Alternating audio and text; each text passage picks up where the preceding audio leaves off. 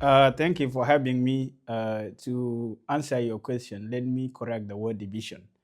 What happened in April was some suspended members in the SPLM-IO led by Stephen Parkle were used by the SPLM-IG to create a chaos within the party and then went to Palm Africa Hotel to declare what they call interim leadership, replacing a claim to replace our chairman, Dr. Riek Machar, which in itself was the violation or is the violation of the agreement.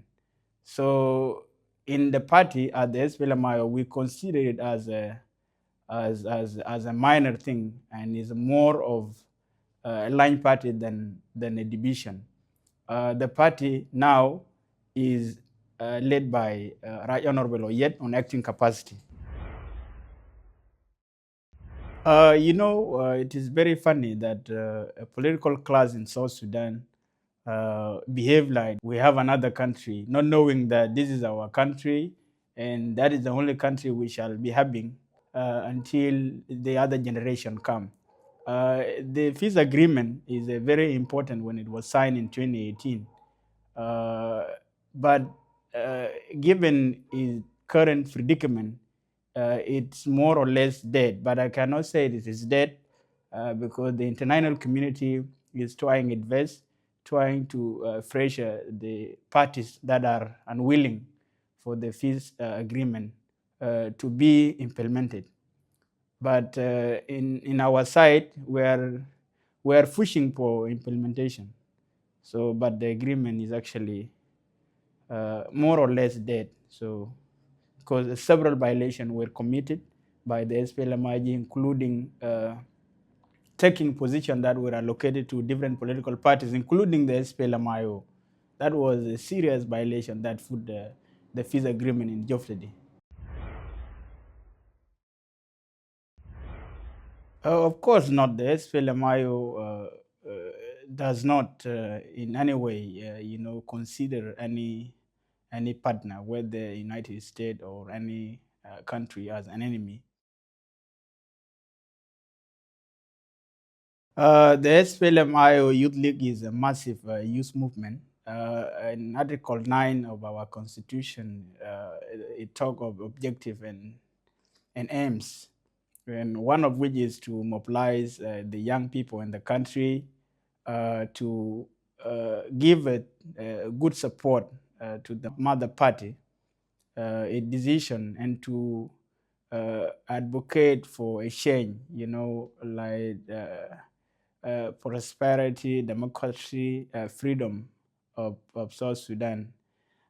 This is what we are doing. Currently, we are restructuring our chapter organs in the neighboring countries, the Youth League, and activating our cadres, those who are inactive, replacing with active cadres in the organs of the Youth League.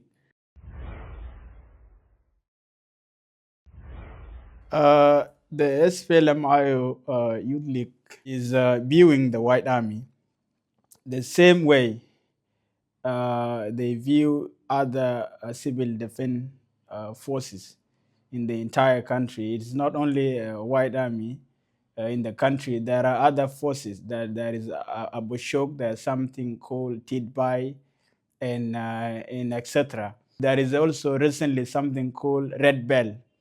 They are community dependent forces. So the SPLM-IO is a political party which has vision and a mission for the entire country that has drawn its membership from all communities in the country.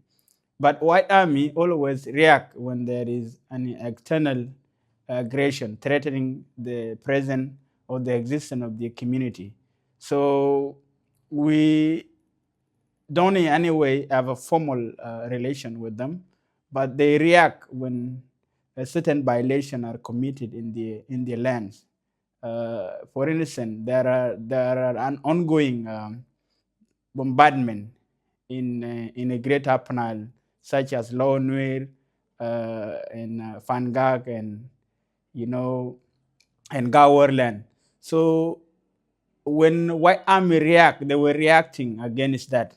So this narrative that the SPLM-IO is linked with White Army is just a political narrative being used to justify the bombing of innocent civilians in the Greater Upper Nile or in the entire country, like what happened also in Toy North. Well, the South Sudanese people, I believe they have understood what the SPLM-IO stands for. We are for a federal system of governance. So we are a people party, and I believe they should expect more wins, more hopes, and more importantly, they should not give up on us, because we believe the change can happen in South Sudan. The issue of election is very fascinating. South Sudanese since uh, 2010, they have never voted their leader. Uh, it is something very good for South Sudanese to, for the first time, elect the first ever president of the republic, because the current president is a de facto president of Republic of South Sudan. He has never been elected in the republic, so we can wait to elect the de jure first president of the Republic of South Sudan. But having said that, there are a lot of things that are still behind schedule at the moment. The talk of election, I think, is more elusive than reality, and is more of buying time, and also trying, also making scapegoating. Because later on, when people in opposition like that said no, for election to go on, there must be a critical condition or prerequisite necessary for the conduct of free and fair elections, such as a permanent constitution and census, and the unification of forces, which is a security arrangement. And then the regime, the IG, will again say, okay, now it is the SPLM-IO that doesn't want people of South Sudan to go for election. Yet, they are the very people who are fearing a democratic exercise. Because if you want election, why are you dragging your feet on the implementation of the very important provision? So these are the concern. For the recent amendment or proposed amendment of election, it is it is very unfortunate that agreement is being amended. And why do you agree in the first place? The SPLM-IO, we condemn in the strongest term possible that amendment, because we know that it put us in a very constitutional crisis. Should the agreement amend, then the agreement, the government will be illegitimate. The legitimacy of this government will be lost, because the very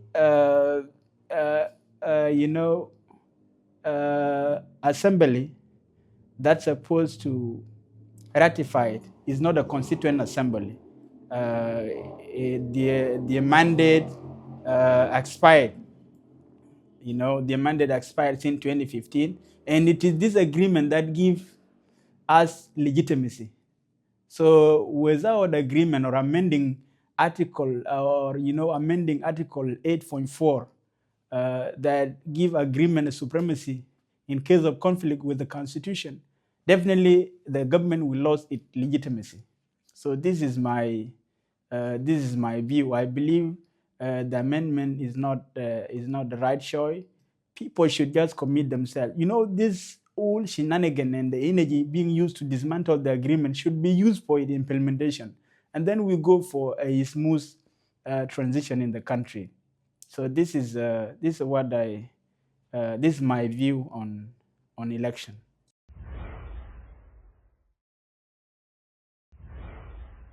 Yes, in a nutshell, our chairman, His Excellency Dr. Riek Machar, is a very innocent man, and in fact, is a very peaceful man that South Sudanese knows very well. Uh, uh, but they are using this sham trial for political score. It is more of politics than court, and we call it a kangaroo court because we know it doesn't exist from day one. There's supposed to be no court because this ongoing court also is not recognized by the agreement because the agreement is speak about in a transitional justice. All crime, violation, and is supposed to be addressed through hybrid court. So we're stuck in chapter 1, and we're supposed to go to chapter 2. We're supposed to go chapter by chapter.